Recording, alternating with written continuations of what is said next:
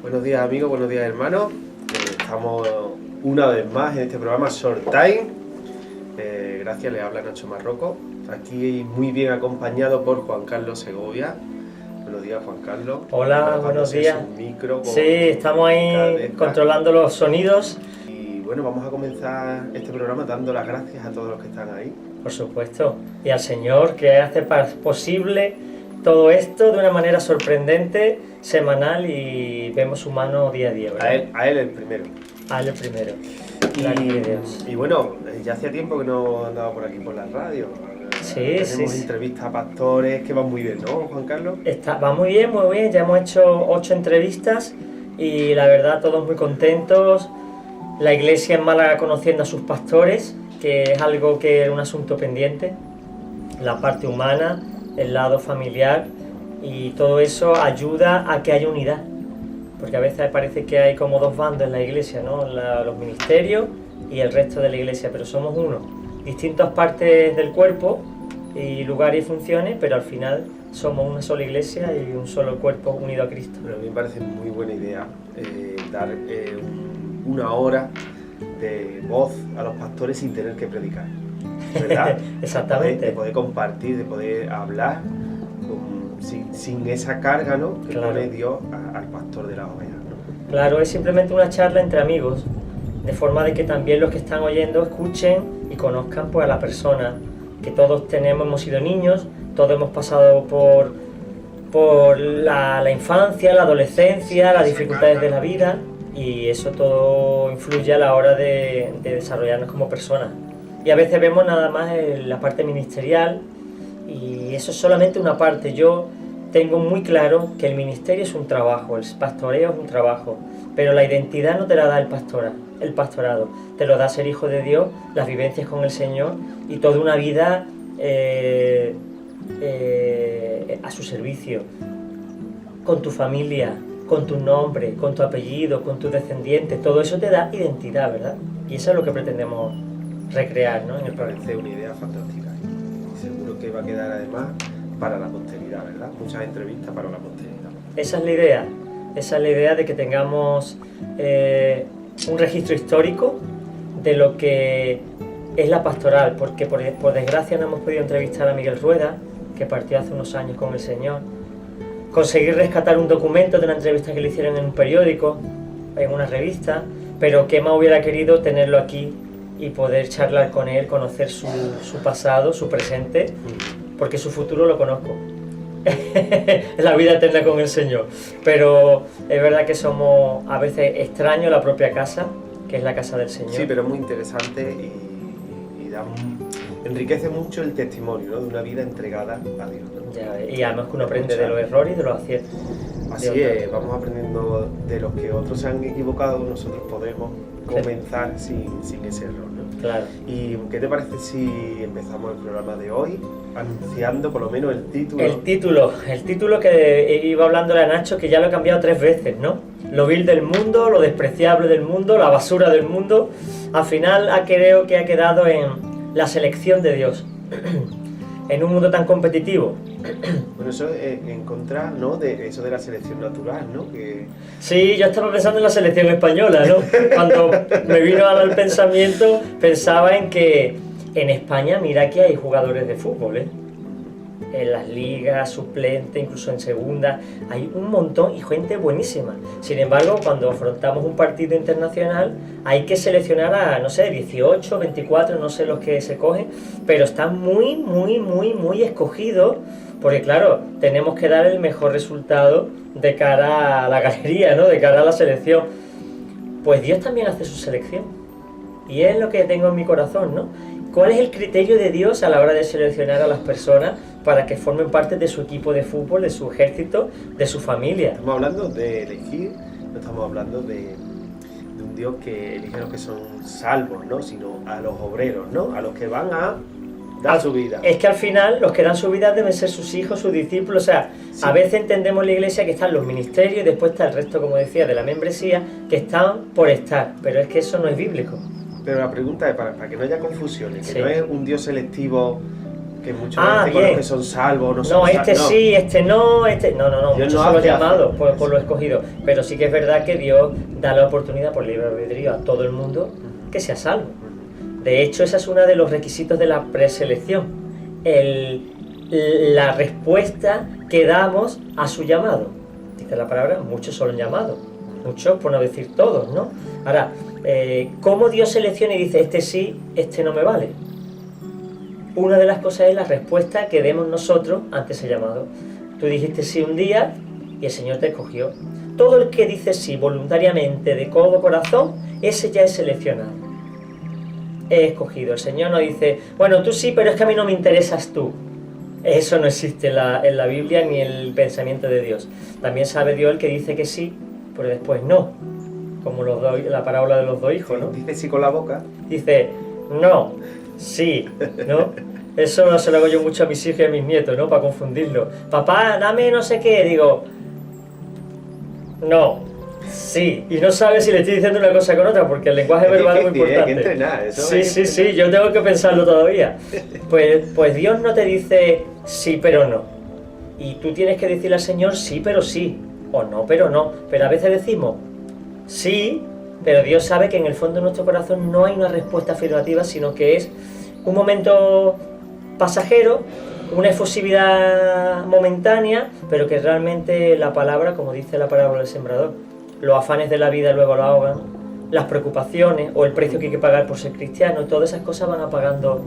Y para aquellos que les gusta leer siempre el resumen de la película antes de verla, ¿cuál sería? Que no es mi caso. Yo no quiero ni enterarme de qué va. Y para todos aquellos, ¿cuál es el objetivo de este programa? ¿Qué es lo que quieres transmitir hoy? El objetivo es que si Dios te ha escogido, piensa lo valioso que eres. Que Dios no escoge a cualquiera y porque sí. Que Dios escoge a gente con mucho valor, que no se estima normalmente, que tiene alguno o un exceso de vanagloria de sí mismo, o una ausencia de estima, o un deterioro de su propia imagen, y cada uno va por su cuenta, pero que es valioso el ejército de Dios, el pueblo de Dios, los hijos de Dios, y que los criterios que Dios tiene para su selección no son los que usa el mundo. Entonces, de eso es lo que vamos a empezar, y esto está basado en 1 Corintios, capítulo 1, del 26 al 31. Es una predicación, como le gustan llamar algunos, expositiva. Vamos a desgranar de ese trocito las verdades que encierra la palabra de Dios. Empieza así el texto. Mirad, hermanos, vuestro llamamiento. Es decir, habéis sido llamados. Muy bien.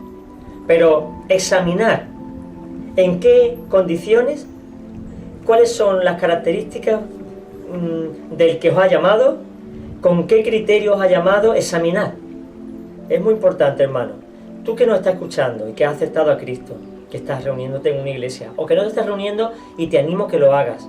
Quizás te plantea que tú no vales para nada, que tú eres un cristiano de segunda división. Eso no existe. En el reino de los cielos no hay segunda, tercera, división, cuarta. Existe la división de honor, la primera, y ahí jugamos todos. Unos estarán suplentes, otros estarán defensa, otros serán porteros, otros serán delanteros. Unos marcarán muchos goles, otros marcarán menos. Pero todos estamos jugando en la primera división con los dones que Dios nos ha dado. ¿Quién es el oponente? El enemigo. El mundo, Satanás y nuestra carne. Ese es el contrario. Contra ello tenemos que jugar el partido. La victoria está en Jesús, pero Dios nos ha dado la batalla para que trabajemos, peleemos, corramos detrás del balón. Y disculpadme este símil futbolístico, pero es para que entendamos. Sí, verdad, te veo muy pelotero. Sí, eso que a mí el fútbol me gusta jugarlo y ya ni eso, ¿no? Pero yo eso de un partido, no sé que sea una selección así importante o un partido importante de la liga, no veo. Pero es bueno que nos identifiquemos con el mundo natural. Todos estamos trabajando y peleando contra eso, ¿vale? Entonces, mira lo que dice. ¿Cuál es nuestro llamado? Porque uno dice, vale, yo he sido llamado por Dios, ¿a qué he sido llamado? Y a veces no entendemos la altura, la profundidad, la anchura de ese llamado. Mira lo que dice Romanos, capítulo 8, del 29 al 30. Primero, dice el Señor, a los que antes escogió, es decir, antes de que tú existieras, antes de que tú dijeras nada, porque no existía, antes de que existiera el cielo y la tierra, Él ya te había escogido. ¿En base a qué? En base a tu respuesta cuando se produjera el llamado. Que no es que estos son textos calvinistas, ¿no? No. Yo no creo en la predestinación pura y dura. Creo en la predestinación que cuando uno se entrega, Dios prepara tu futuro y si tú quieres, eso está preparado. Él lo prepara, te predestina para algo. Pero no estás coaccionado a hacer lo que Dios quiere y que dice, tú eres salvo, tú condenado. Por mucho que te esfuerces, jamás tendrás la salvación. Y por mucho que tú quieras, nunca perderás la salvación. Entonces, el libre albedrío no tiene sentido. O sea, que cuando dice ahí Pablo, también los predestinó. No, primero nos escoge porque sabe la respuesta, pero también nos predestina. ¿A qué? A ser como su Hijo Jesucristo. O sea, Él ha preparado todo para que en ese recorrido vayamos siendo transformados de forma que al final del camino nos transformemos en alguien semejante a Cristo. O sea, eso se llama predestinación, pero no en el credo calvinista donde hagas lo que hagas, digas lo que digas, pienses lo que pienses, Dios ya tiene preservado tu futuro y tú relájate. No. Yo tengo que ocuparme de mi salvación con temor y temblor. No todo el que diga Señor, Señor irá al reino de los cielos, sino el que haga la voluntad de mi Padre que está en los cielos. Sí, es interesante porque es como un debate filosófico, ¿no? Como que ya está todo hecho, no tengo yo nada que hacer. Claro. Y cuando Dios nos dice que estamos predestinados, también nos dice que podemos perder, ¿no? Claro. Eso a lo que estamos predestinados. Claro. Yo cada vez tengo más claro una cosa. Dios tiene un plan contigo y conmigo, pero depende de ti y de mí. Yo conozco hermanos que se entregaron al Señor, que Dios los llamó al ministerio, pero se fueron al mundo y han estado muchos años fuera. Gracias a Dios después han vuelto, pero esos años lo han perdido. ¿Era la voluntad de Dios que perdiéramos esos años? ¿Cómo va a ser la voluntad de Dios que perdamos el tiempo con lo escaso que es la vida, lo pequeño, lo corta que es la vida, lo escaso que es el tiempo? No podemos desperdiciarlo. Una década, eso es una tragedia. Entonces, la idea no era esta. Cuando uno se aparta de Dios, se paraliza el proceso de cambio. Se paraliza el fruto y el servicio. Entonces, Él nos predestinó para que fuéramos a la imagen de Jesús. El primogénito entre muchos hermanos. O sea, que nos ha llamado a ser hijo de Dios Padre y hermanos de Cristo. Que tú y yo seamos hermanos de Cristo, eso es una maravilla. Bueno, a los que escogió y predestinó, a eso también llamó. O sea, Dios sabía que tú ibas a decir que sí. Y preparó tu futuro. Ahora, te llama para que vengas a su reino. Eso ocurre en el momento del llamado. No te llama una vez, Dios te suele llamar a lo largo de la vida. Dicen que para que uno se entregue al Señor hace falta que le hayan predicado 5 veces antes, es una estadística, ¿no? Pero bueno, unos serán a la primera, otros serán a la 12ª, eso depende de cada persona, Dios sabe. Pero Él nos llama de muchas maneras y en muchas ocasiones, hasta que nosotros le decimos que sí. Porque Dios ya sabe de antemano que somos suyos, ¿no? Y a esto los declaró justos. No porque en sí sean justos, sino porque Cristo murió por ellos. Y al morir por ellos, queda cancelada la deuda que tenían pendiente con Dios, Padre Juez del universo. Se quedan limpios. Y a estos que se declaró justos, los glorificará. Le transformará ese cuerpo para que sean semejantes al de su Hijo Jesucristo. Que Él está ahora como hombre con un cuerpo glorificado. O sea, fijaros la elevada dignidad del llamado. Y ahora, teniendo esto en cuenta, decimos, yo no valgo para nada, yo no sé nada, no sé leer, Pedro tampoco sabía leer, por cierto, yo no tengo cultura, yo no tengo capacidad de liderazgo, yo es que no sé cómo hacer las cosas, yo soy muy torpe, ¿quién me va a seguir? No sé predicar, me da vergüenza. Y nos montamos una bola porque queremos identificarnos con la carne y no con el Espíritu. Cuando hablo del Espíritu no hablo del Espíritu Santo, hablo del Espíritu humano, que es el que ha nacido a la imagen de Dios. Pero cuando yo estoy identificándome con mis carencias y mis debilidades, realmente me estoy equivocando en donde pongo mi mirada. Yo soy hijo de Dios Altísimo y tengo grandes capacidades y me parezco a mi Padre. Y con mis fallos carnales y naturales, yo sé que tengo muchas perfecciones de Dios y muchas capacidades de Dios. Identifiquémonos con la parte divina, entre comillas, no es que seamos dioses, pero sí que Dios nos ha dado herencia de Él. Yo me parezco a mi Padre carnal, pero me parezco a mi Padre espiritual. Pues me voy a identificar con Él sin caer en la arrogancia, ni en la jactancia, ni en la vanidad. Siempre humildemente. Con un equilibrio. Con un equilibrio, ¿por qué? Porque los dones que tenemos los hemos heredado, los hemos adquirido, no han sido méritos nuestros. Por lo tanto, tenemos que ser conscientes. Sí, cuando yo, por poner otro símil, yo veo que cuando que esto no es como cuando se hace una entrevista de trabajo en una empresa, ¿no? Que se mira el currículum a ver qué perfil cumple y a ver si son personas pues que ya traen los dones desarrollados y bueno, pues son actos para llevar el evangelio, sino que Dios no mira esa sabiduría de la carne, sino que Él conoce lo que Él puede hacer en nosotros, ¿no? Nosotros no. Dice el texto, mirad vuestro llamado. Y ahora sigue diciendo, que no sois muchos de vosotros sabios, según la carne. Es decir, el criterio que Dios ha tenido no es tu inteligencia ni tus grandes dotes naturales. No es una capacidad que al Señor le sirva. De hecho, la letra mata, dice la palabra, y el espíritu da vida. O sea que el mucho conocimiento, lejos de ayudarnos a encontrar a Dios, nos aleja de Dios. No porque el conocimiento en sí nos aleje, el conocimiento nos debe acercar. Es la arrogancia, la altivez, la jactancia, el orgullo del que sabe. El que sabe se envanece diciendo, uff, sé más que estos. Yo te entiendo de política, de deporte, entiendo de historia, de filosofía, soy matemático, físico, entiendo las leyes, y se envanece. Por eso, gran parte de los científicos que existen son ateos. Su conocimiento, su grado de erudición, su gran capacidad intelectual los ha envanecido para decir, Dios no existe, somos nosotros somos los que tenemos la capacidad de gobernar esto y vamos a descubrir todos los misterios y ayudar y llegar a donde nadie ha llegado. Eso es arrogancia.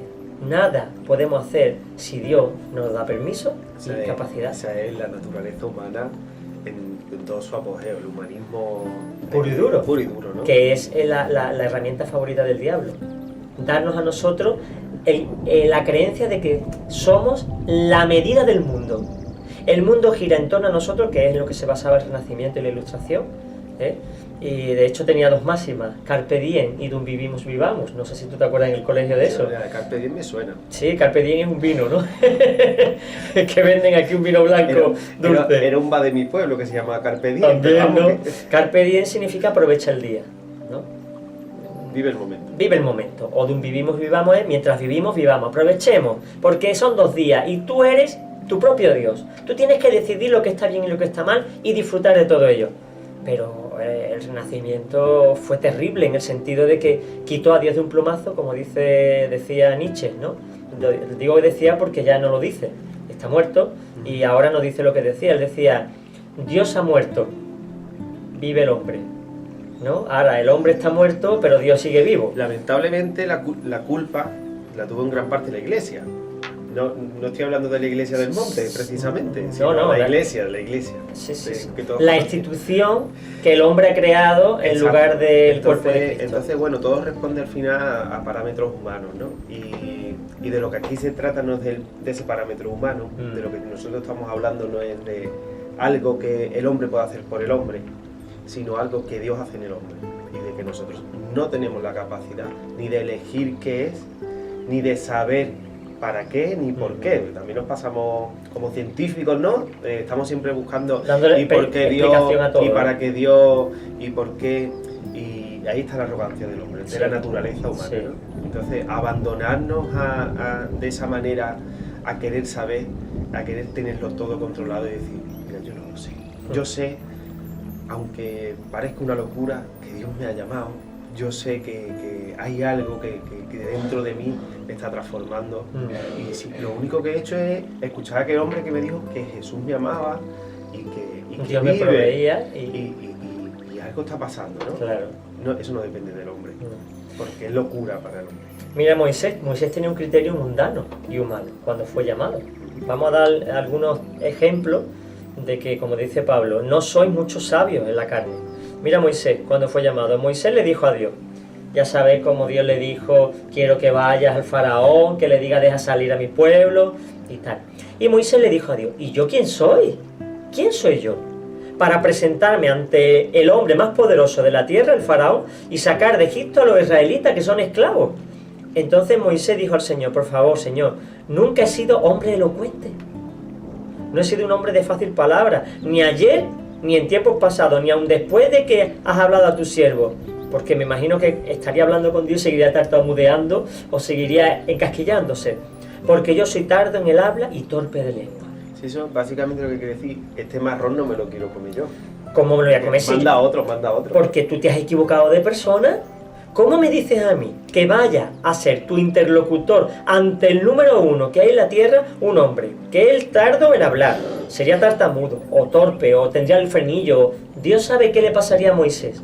Yo creo que si Dios le dice a un hombre que haga eso y dice, aquí estoy yo, lo voy a hacer, esa arrogancia del hombre hubiese entorpecido lo que Dios iba a hacer, ¿no? Claro, Y pero... necesitaba un hombre que dijese y que supiera que no podía hacerlo.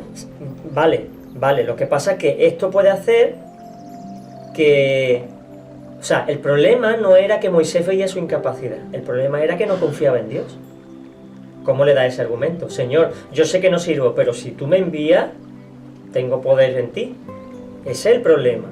Que Dios escoge a un hombre y el hombre, pues puede ser tú, o la mujer puede ser tu Señor. Tú me has llamado a mí, ven y sígueme. Ven y sigue mi siervo. Yo, ¿cómo voy a ser tu siervo? Tú no sabes lo que yo no sé, que ni en mi casa me escuchan. Y ponemos un montón de argumentos, un montón de pegas, un montón de problemas para el llamado de Dios. El llamado de Dios no es solamente a que esté en su fila, es que pelee la batalla, es que siembre, es que predique, es que interceda, es que muestre el amor de Dios, todo eso. Entonces, Moisés le estaba diciendo al Señor, no, porque el criterio de Dios no es llamar a los sabios y a los competentes. El criterio de Dios es llamar a los que no son sabios, a los que no saben cómo ejercer las cosas, ¿vale? Entonces, si tú eres uno de esos, no te preocupes por tu falta de capacidad. Es precisamente el plan de Dios llamarte con esas carencias. Y cuando es el eslogan, hay un eslogan, ¿no? Que Dios nos llama a los preparados. Es que claro. Sigue. Prepara los llamados. Muy bueno. Dios no llama a los preparados, sino que prepara los llamados. Eso lo voy a apuntar. Eso lo voy a apuntar. ¿Lo has escuchado? No. O si lo he escuchado no me acordaba. Lo voy a apuntar yo en la predicación. Sí, en relación a esto, ¿no? Que realmente es lo que decía, que esto no es uno de recursos humanos diciendo a ver quién tiene las capacidades por currículum. No. Al más humilde, al más torpe, a ese es el que quiere Dios, ¿no? Sí. Y de alguna razón, por algún motivo, a ese al que sabe que va a utilizar, ¿no? Dice también Pablo, dice, no ha llamado a los sabios y tampoco a los poderosos. Y fíjate, Jeremías también recibió un llamado, el profeta llorón, ¿no? Que le llama, pobrecito. ¿No? Bueno, es la que le dieron. Claro, es que Dios le dio un ministerio muy duro, en un pueblo rebelde con unos reyes que eran, diabólicos, ¿no?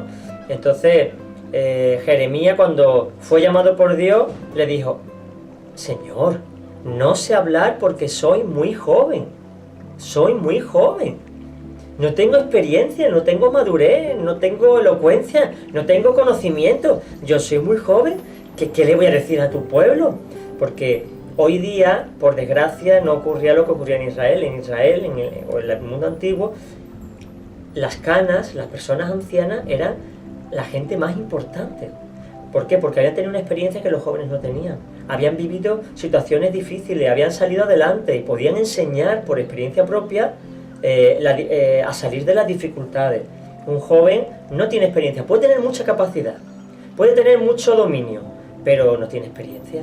Entonces, Jeremías decía, yo no soy anciano, para ser un profeta hace falta ser un hombre anciano, experimentado, sufrido, con conocimiento, y yo soy joven. Entonces, Dios no llamó a Jeremías por sus capacidades, no su experiencia. Dios lo llamaba con otro criterio. Lo llamaba por igual que a Moisés, por su corazón. Porque Dios no elige como el hombre. El hombre ve su pasado y su presente. Por eso hay que hacer el currículum. A ver, quiero conocerte. ¿Qué es lo que sabes? ¿Qué has estudiado? ¿Y a dónde has trabajado anteriormente? Dios no quiere saber, le importa un pimiento eso, que ya lo sabe.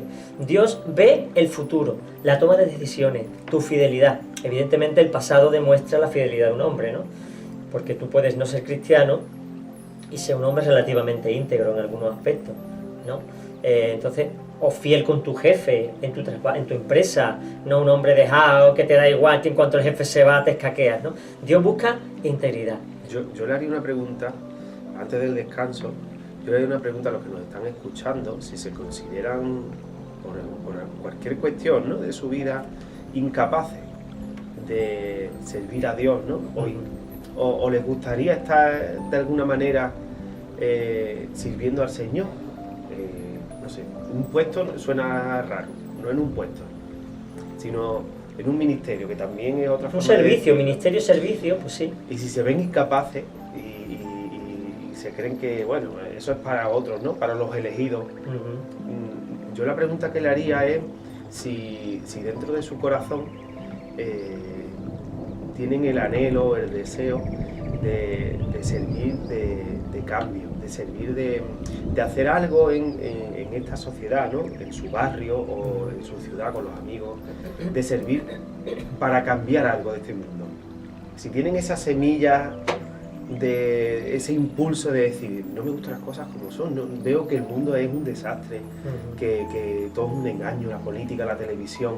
Si dentro de esa persona que nos está escuchando está esa esperanza de poder hacer algo, que sepa que él por sí mismo, en su incapacidad, y en nuestra incapacidad no podemos hacer nada, pero si le damos paso al Señor en nosotros, el Señor va a hacer de nosotros algo que sí que va a ayudar a producir ese cambio, ¿no? Claro. Y el hombre en la iglesia, cuando estamos allí los domingos, nos reunimos todos, ¿no? Pero cuando estamos fuera de la iglesia, verdaderamente, es cuando Dios nos usa y cuando podemos ser un motor de cambio. Claro. Podemos hacer algo, ¿no?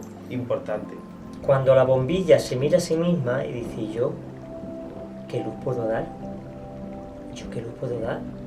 Si es que yo no puedo dar luz, claro que no. Tú eres el mecanismo para que la electricidad produzca luz.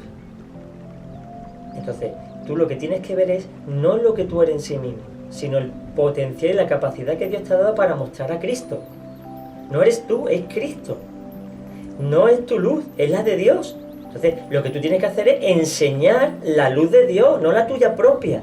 Eso se llama ego, orgullo. Cuando quieres enseñar tu propio ego, tu propia luz, tu gloria, tu éxito, lo bueno que tú eres.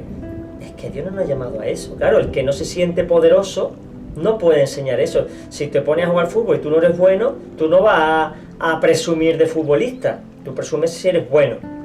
Ahora, cuando es Dios al que tú representas, ya no estás mirando tus capacidades, estás mirando la grandeza y el poder de Dios. Dices, Señor, si tú me has dicho que vaya allí y diga esto, pues yo voy y lo digo. Porque yo no estoy viendo que es la bombilla la que habla. La que habla es la luz que está dentro de la bombilla. Entonces, ese debe ser el pensamiento de aquel que es llamado por Dios, ¿vale? Aquí tenemos otro texto, y ya pasamos, si quiere, a la transición musical, donde dice que tampoco sois nobles. O sea, el llamado de Dios no lo ha hecho a sabios, ni a poderosos, ni a gente de la realeza o gente de un estatus social alto. Mira el caso de Gedeón, cuando fue llamado. Gedeón le dice al Señor, Señor, ¿cómo libraré yo a Israel? He aquí que mi familia es la más pobre de la tribu de Manasés, y yo el menor de la casa de mi padre. O sea, de noble nada, de real nada, de poderoso nada. Soy de una familia pobre, de una de las tribus, y yo soy el más pequeño de mi casa. ¿Cómo me dices que yo vaya y libere a Israel de los filisteos en este caso? No, es que no te ha llamado Dios conforme a tu capacidad, ni conforme a tu estatus social. No se trata de que estés en una familia rica, pobre, que seas el primogénito, que seas el último.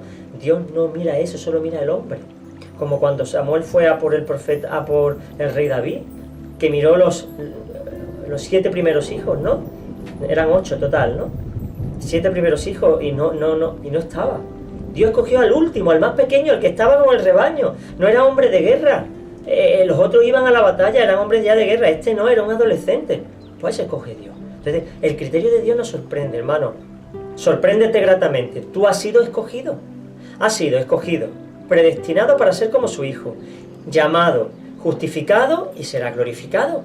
Luego, gózate y enfócate en quién es el que te ha llamado y no en tus propias capacidades. Y verás cómo va a ver su gloria y cómo te vas a sentir muy usado por el Señor. Ahora hablaremos un poquito, entonces, si no ha escogido a los sabios, ni a los poderosos, ni a los nobles, ¿a quién ha escogido el Señor? ¿Y con qué propósito? Y bueno, continuamos con la elección de Dios, ¿no? Exactamente. Nunca me cansaré de repetir la importancia de ver nuestra imagen en Cristo. Nuestra imagen en Cristo. Y solemos ver tanto nuestra imagen caída que nos identificamos con ella y la asumimos como nuestra. Es algo extraño a nosotros. Ya no es nuestro, somos nueva criatura, las cosas viejas pasaron, pero tenemos que rechazarlas, renunciarlas, pelear para acoger las nuevas. Estamos en el libre albedrío todavía. Entonces, si tú te sigues aceptando esa antigua naturaleza caída que tarde o temprano, pero cuando partamos con el Señor nos deshaceremos de ella, como cuando un cohete, ¿no? Es la imagen que me viene a la cabeza. Cuando un cohete despega, los depósitos de gasolina, conforme se van acabando, se van soltando, se va desprendiendo el lastre. ¿Para qué? Para que lo que se trata es de que la cápsula donde va el astronauta siga para arriba. Entonces, a veces soltamos la gasolina, pero seguimos con el lastre de la vida antigua, de yo es que soy así, yo es que no puedo. Pero ¿tú de qué espíritu eres? ¿Tú de qué estás hablando? Tu antiguo hombre no puede, el nuevo, por supuesto. Y si no, Filipenses 4:13, ¿qué dice la palabra? Todo lo puedo en Cristo, todo lo puedo soportar. Claro, el viejo hombre no puede soportar nada, es débil, no quiere sufrir, no está dispuesto a pagar el precio. El nuevo, la nueva mujer, claro que sí. Las capacidades naturales que tenemos y las sobrenaturales están ahí para que podamos desarrollar el servicio del llamado. Entonces, aprendamos a ver las cosas como son y no como parecen ser. Claro, yo veo a Juan Carlos de siempre, digo, pues yo no sé hablar, y yo tengo complejo, y a mí me ofende todo, y me faltan recursos. Pero cuando yo miro a Cristo y Dios dice, yo ya lo sé, pero te he llamado a pesar de. Ven, sígueme, porque te voy a capacitar para hacer cosas que jamás hubieras no hecho, ni siquiera pensado que ibas a hacer.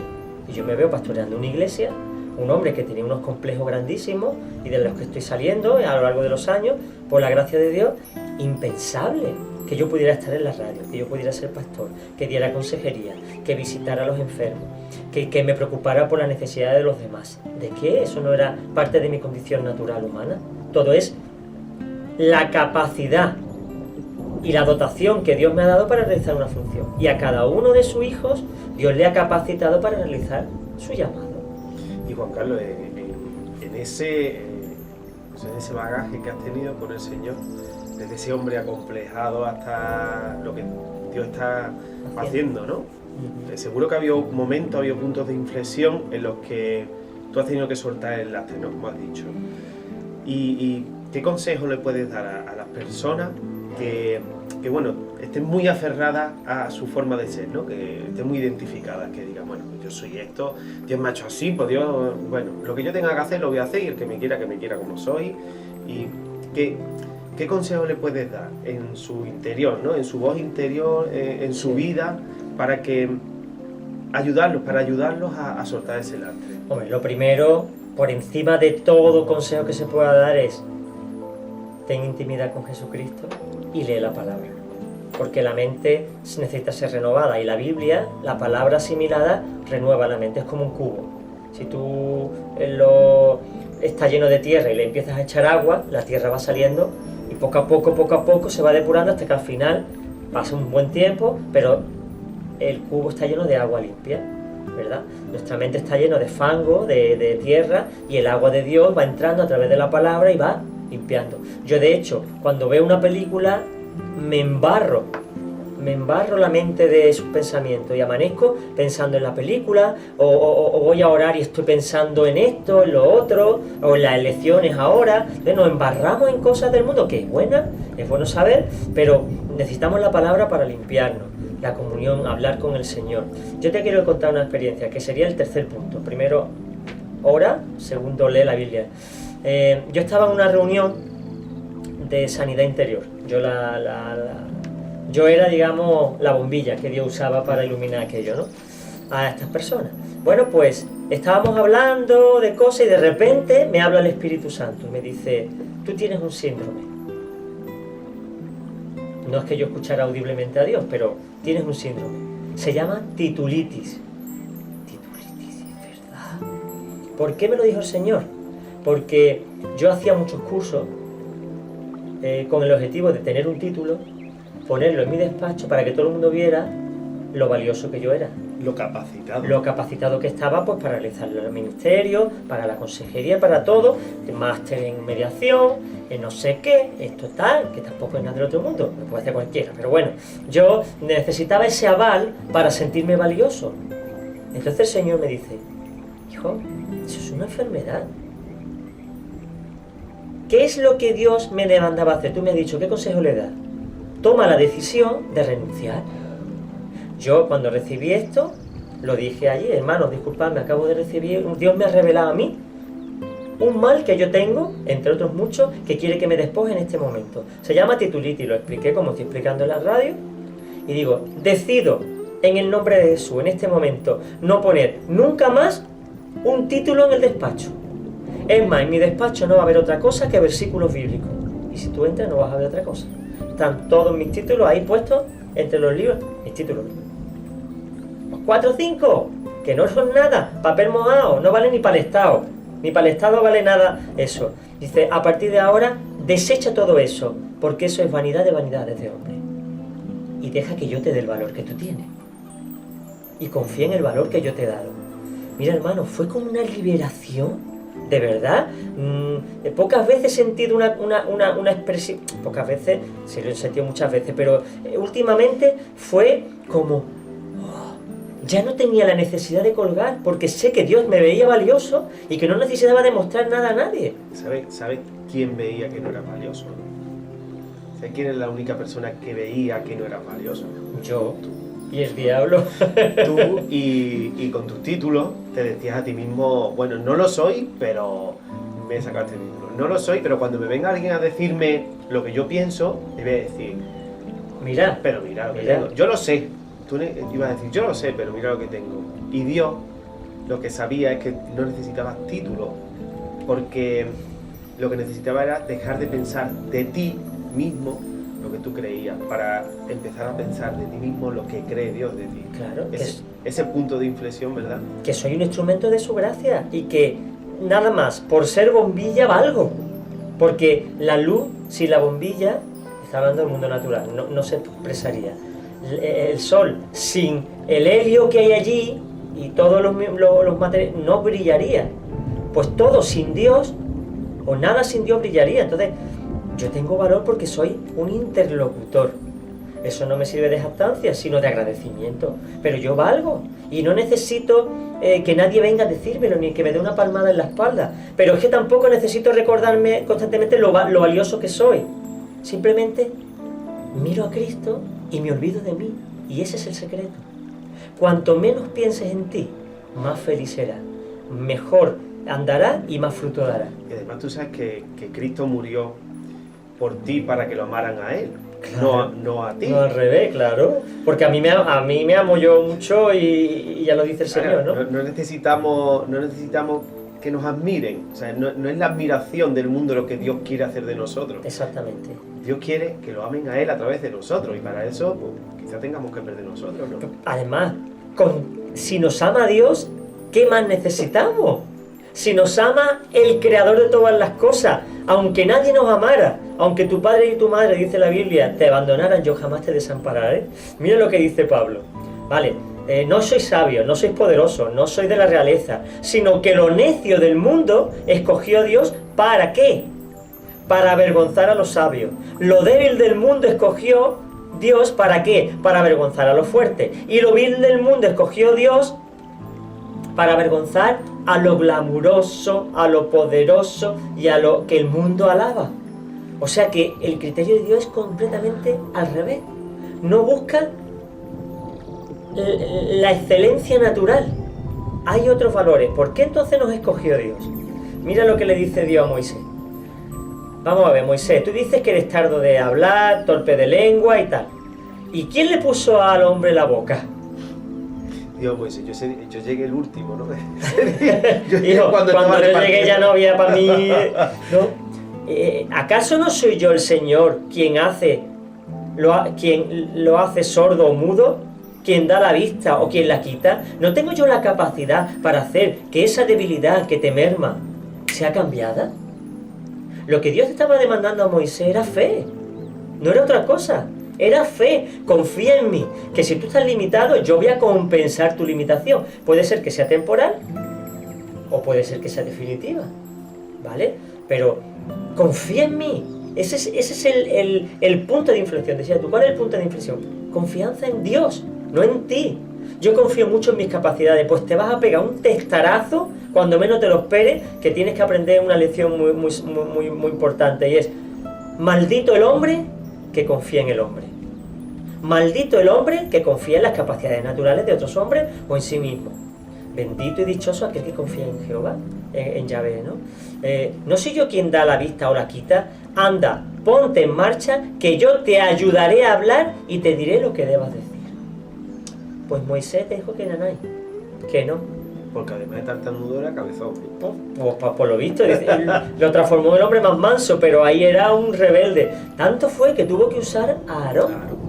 Porque él no se dejó, no confió en que Dios le iba a quitar eso. Entonces tuvo que ser a Aarón, el sumo sacerdote, el que hablara, fuera el interlocutor. Pero Dios le hubiera quitado si él hubiera sido capaz de afrontar el terror delante del faraón. Yo pienso que cada uno tenemos los defectos que hacen que nuestras virtudes brillen. Tenemos defectos. ¿Quién nos ha dado lo que somos? Nos lo ha dado, Dios nos ha hecho así, ¿no? Por algo lo ha hecho. Por algo tenemos las taras que tenemos. Hombre, y no estoy hablando de la naturaleza caída, del carácter del hombre, sino estoy hablando de individualmente de cada uno. Tenemos nuestras limitaciones, claro. Porque los defectos no forman parte de la naturaleza humana. Forma parte de la naturaleza caída. O sea, el hombre, cuando dicen algunos, bueno, ¿y cómo Dios crea al hombre tan imperfecto? No, Dios no creó al hombre imperfecto. Dios lo creó completo y lo creó preparado para toda buena obra.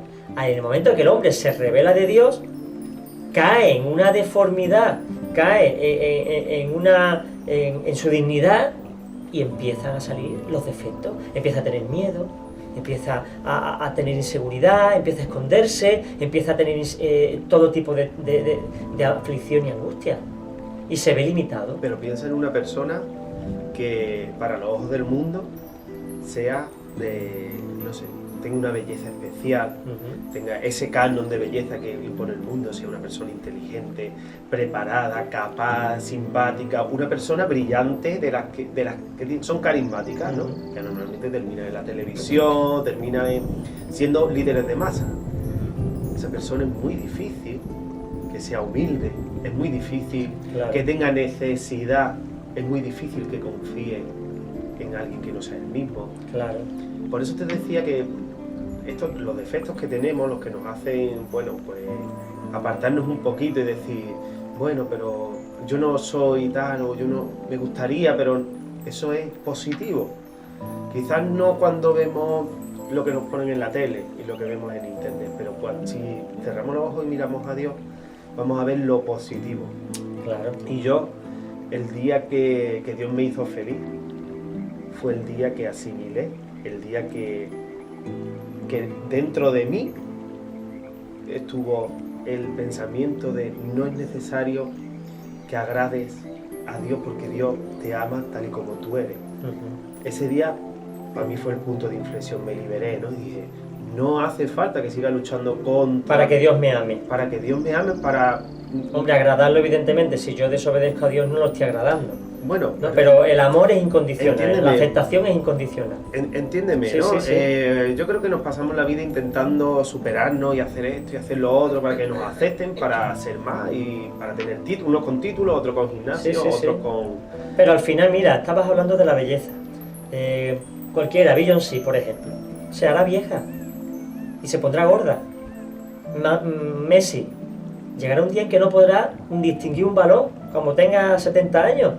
O sea, que las capacidades, esas virtudes que para el mundo son tan espectaculares, son limitadas y temporales. Llegará un momento en que Messi no podrá ni darle una pata a un balón, y Beyoncé no podrá ni hablar, ni cantar una nota. ¿Por qué? Porque esta vida pasa rápido, porque envejecemos y ya está. Pero el que hace la voluntad de Dios permanece para siempre. Y se ve anciano como Caleb, que tenía 80 años y tenía fuerza como joven, e ímpetu. Entonces, el que vive por la energía que Dios le da y con las capacidades que Dios le da y con la humildad de reconocerse indigno y de reconocerse incapaz, pero que Dios lo ha aceptado tal y como es, vive dichoso. Entonces, Jeremías, que le decía al Señor, Señor, que soy joven, que no tengo experiencia. Mira lo que le dice el Señor. No digas soy joven, o no digas soy muy joven, porque vas a ir donde yo te envíe, y vas a decir lo que yo te ordene que digas. No le temas a nadie, que yo estoy contigo para librarte. Lo afirma el Señor. He puesto en tu boca mis palabras. O sea, no estaba Dios diciéndole a Jeremías, ve y háblale lo que yo te diga. No. Yo pongo mis palabras en tu boca y te doy autoridad sobre las naciones, es decir, legitimidad para que vayas en mi nombre, y reinos, para arrancar reinado y derribar reinado, para destruir y demoler, para construir y plantar. Eso se lo dice Dios a un jovencito. Entonces, seamos jóvenes, o seamos mayores, o seamos de lo que seamos, que estemos limitados, que digamos nosotros que no podemos, yo como... Cuando Dios te llama, tú simplemente cree y obedece. Alguien le preguntó a David John, que era este pastor con una iglesia de 1 millón de miembros, que ha sido una maravilla, y en Corea del Sur, le decía, bueno, ¿cuál es el secreto de tu éxito? Y él se reía y decía 2 cosas, orar y obedecer. No hago otra cosa. Orar para escuchar la voz de Dios y obedecer lo que Él me ha dicho. Punto. Y lo hago tal como me lo ha dicho, y cuando me lo ha dicho. No hay improvisación, no hay cosas mías. Lo que el Señor me diga, eso hago. Claro, él se tiraba horas y horas cada día orando.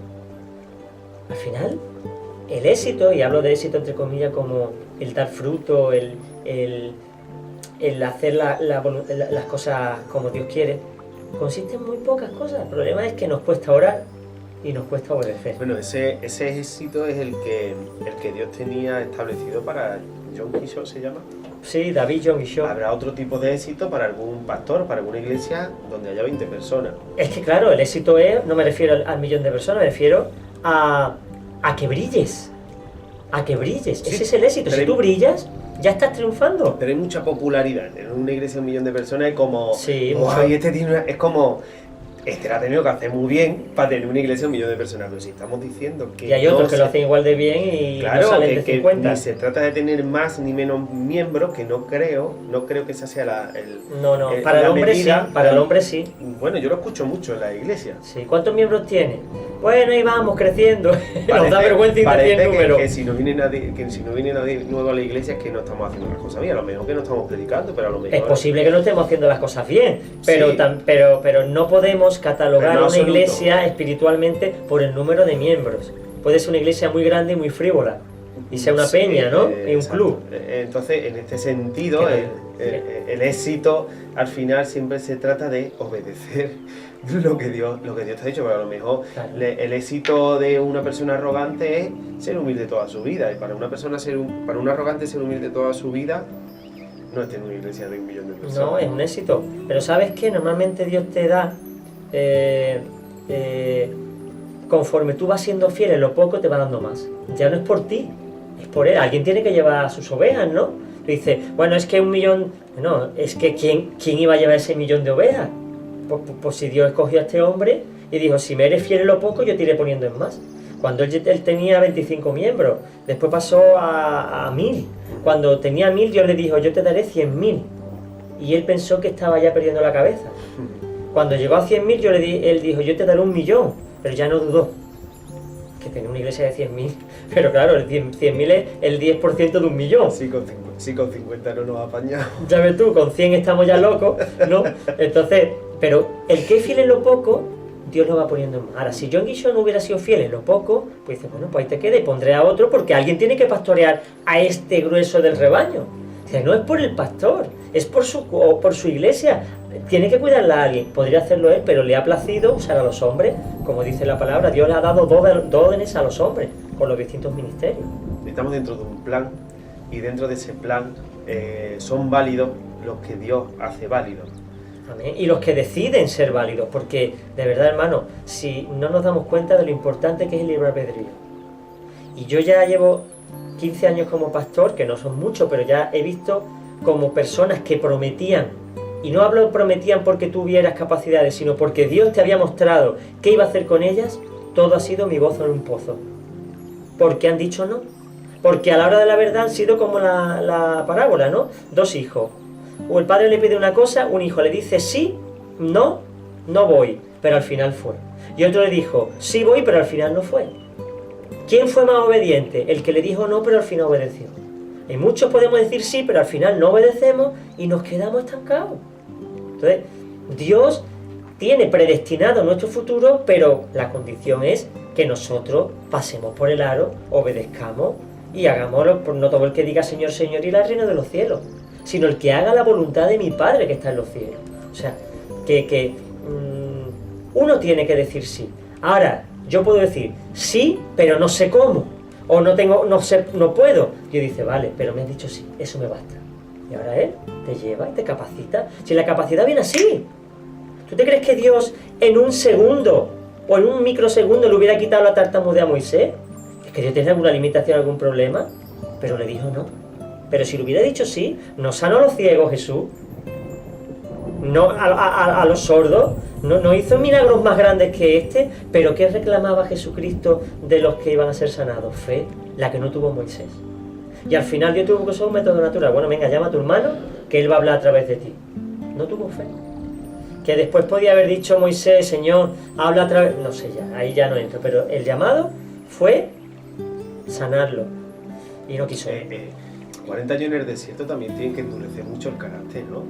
Ya por decir... Yo qué sé. No, al revés. Yo creo que en esos 40 años Dios estuvo tratando con Moisés y le quitó la soberbia. La soberbia que tenía por ser príncipe de Egipto. Es que él no era cualquiera. Él era el hijo adoptado de la hija del faraón. O sea, es como ser un miembro de la realeza española, no de la realeza española, sino del imperio más grande de la tierra. O sea, Moisés tenía un poder y una autoridad impresionante. Estaba en la arrogancia, de hecho mató a un egipcio para defender a un judío. O sea, ahora, en 40 años lo que hizo Dios es convertirlo en el hombre más manso de la tierra. Lo que pasa es que él tenía ahora complejos. Lo amansó, pero también estaban los complejos y Dios quería sanarlo y mostrarle que Dios le iba a dar autoridad. Y mira Gedeón, lo que le he dicho, que Gedeón decía, Señor, que soy de la tribu de Manasés y el más joven. Y el Señor le dice, lo que hemos dicho, tú derrotarás a los madianitas, dije antes filisteo, pero me equivoqué, eran los madianitas, como si fueran un solo hombre, porque yo estaré contigo. Entonces los israelitas le dijeron a Gedeón, gobierna sobre nosotros y después de ti tu hijo y tu nieto, porque nos has librado del poder de los madianitas. Pero Gedeón les dijo, yo no los gobernaré, ni tampoco mi hijo, solo el Señor los gobernará. ¡Aleluya! ¿Está entendiendo lo que estaba diciendo Gedeón, el juez? Decía, no os voy a gobernar yo, os va a gobernar el Señor, lo va a hacer a través de mí, pero va a ser Él. Aprendió la lección y al final consiguió liberar al pueblo judío de los madianitas. Y con Gedeón además mostró que no era necesario nada del hombre, sino... No necesitaba clases sociales. Pero ¿para qué lo hizo el Señor? Y estamos terminando ya. Para que ninguna persona se jacte delante de Dios, porque de Él viene lo que soy en Jesús el Mesías, el cual por parte de Dios nos ha hecho sabios y justos, nos ha santificado y nos ha redimido, para que, como está escrito, el que se gloria, glóriese en el Señor. Por lo tanto, hermano, dice la palabra, pregonad a las naciones, declarad guerra santa en el nombre de Jesús, despertad los valientes, todos los hombres y mujeres de guerra, acercaos y subid, de los arados forjad espada, estamos hablando espiritualmente, y de vuestras hoces haced lanzas, y diga el débil, fuerte soy. Diga el torpe, listo soy. Diga el que no tiene recursos, rico soy en el nombre de Jesús. Amén. Amén. Despedimos este programa y agradecemos a todos los que han estado y al Señor por habernos dado la capacidad para estar aquí hoy. A Nieves también agradecemos estar ahí a pesar de la tos, que está ahí la pobre, sí, pasándolo regular. Y a todos, pues nada, los invitamos a que estén otra vez el viernes que viene. Claro que sí. A las 10:30. Y que pueden en iglesiadelmonte.com consultar toda la información que damos, y en la página, en el canal de YouTube, Iglesia del Monte, Proyecto Vida, ahí pueden encontrar el programa de radio y todos los programas que estamos emitiendo en directo desde la radio y desde la iglesia. Así es. Que el Señor os bendiga.